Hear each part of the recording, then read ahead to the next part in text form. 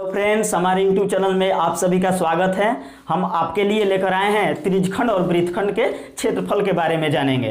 तो चलिए त्रिज्यखंड के क्षेत्रफल के बारे में जानते हैं कि त्रिज्यखंड होता क्या है।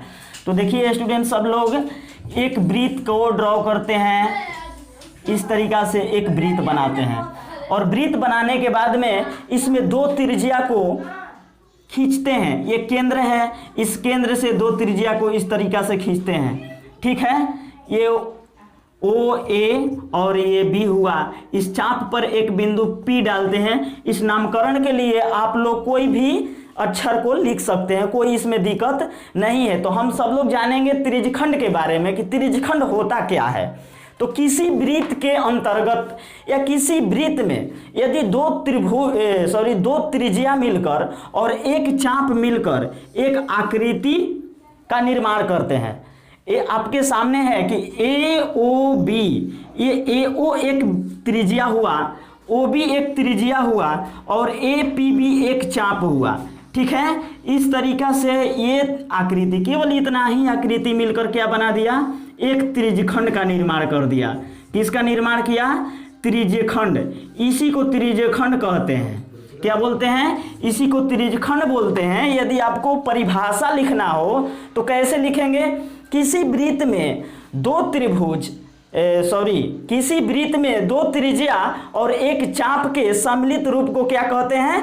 त्रिज्यखंड कहते हैं। तो चलिए अब हम इसका फॉर्मूला जानेंगे कि त्रिज्यखंड होता है, त्रिज्यखंड का क्षेत्रफल क्या होता है। तो चूंकि त्रिज्यखंड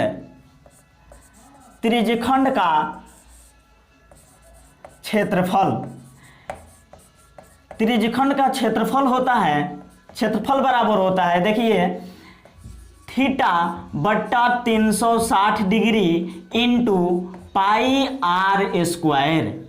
आ रहा है समझ में? ये आपका फॉर्मूला है। इसी फॉर्मूले पर यदि किसी त्रिज्यखंड का क्षेत्रफल हमको मालूम करना हो तो इसी फॉर्मूले पर इसको बैठाएंगे। आपका क्षेत्रफल एरिया निकलकर आपके कॉपी में दिखेगा। तो चलिए इसके बाद हम वृत्तखंड के बारे में जानेंगे कि वृत्तखंड क्या होता है। समझ गए? वृत्तखंड क्या होता है। तो वृत्तखंड के बारे में जानेंगे तो सबसे पहले जानिए कि वृत्तखंड क्या है। तो वृत्तखंड किसी वृत्त का वह भाग होता है जो वृत्त को दो टुकड़ों में क्या करता है? विभाजित कर देता है। दो टुकड़ों में क्या कर देता है? विभाजित करता है। इसमें देखिए ये वृत्त हुआ, चलिए हम अलग बना देते हैं। एक वृत्त है, तो जब एक जीवा खींच देते हैं, किसी वृत्त के अंदर एक जीवा खींचते हैं तो एक जीवा, देखिए एक केंद्र यहाँ हुआ, केंद्र से हटकर ये रेखा खींचा गया है ना। तो एक जीवा और एक संगत चाप, इसके संगत ये चाप हुआ, ई भी चाप हुआ। क्या हुआ? ई भी चाप हुआ। इसको मान लिया जाए ए बी और ये पी हुआ।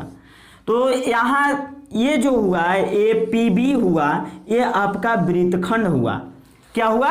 वृत्तखंड हुआ। तो इसका परिभाषा हम कैसे लिखेंगे? किसी वृत्त में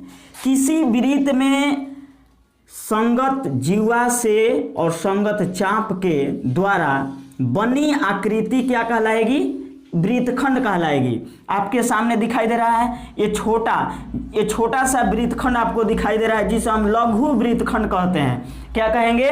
लघु वृत्तखंड कहेंगे। और इसके ऊपर जो आपको बड़ा नजर आ रहा है, यही आपका क्या है? दीर्घ वृत्तखंड। इसको क्या कहते हैं? दीर्घ वृत्तखंड कहते हैं। दीर्घ वृत्तखंड कहेंगे। और इसको क्या कहेंगे? लघु वृत्तखंड कहेंगे। लघु वृत्तखंड आ गया समझ में? ये छोटा है तो लघु कहा गया, ये बड़ा है तो दीर्घ। दीर्घ मीन्स होता ही है बड़ा और लघु मीन्स होता ही है छोटा। तो चलिए इसका क्षेत्रफल यदि निकालना हो तो क्या किया जाएगा, कैसे इसका क्षेत्रफल हम निकालेंगे? तो यहाँ हम एक फिर फिगर में आप लोग समझ सकेंगे। एक फिगर बनाया जाएगा।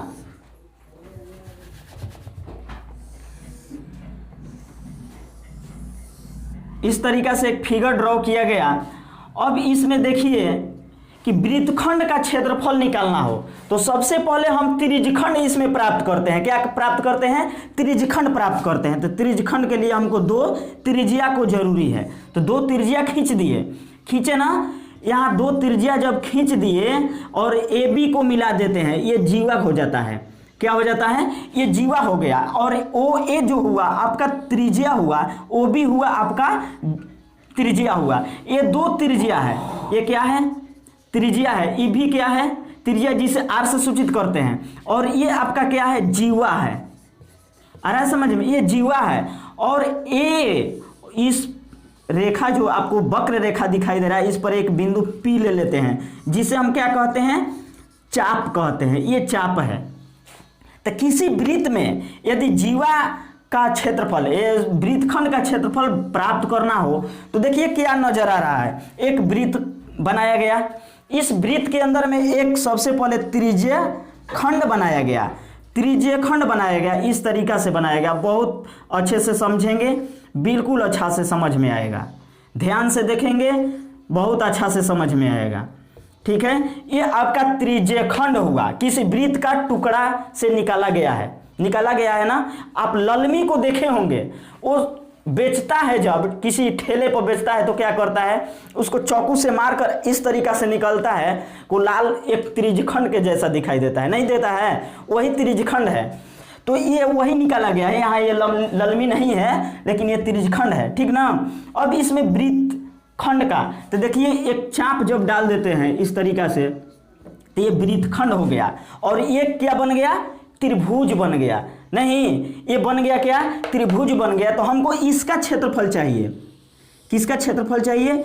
इस भाग का क्षेत्रफल केवल चाहिए, क्योंकि हमको वृत्तखंड का क्षेत्रफल निकालना है। और वृत्तखंड ये है और ये पूरे क्या है? त्रिज्यखंड है।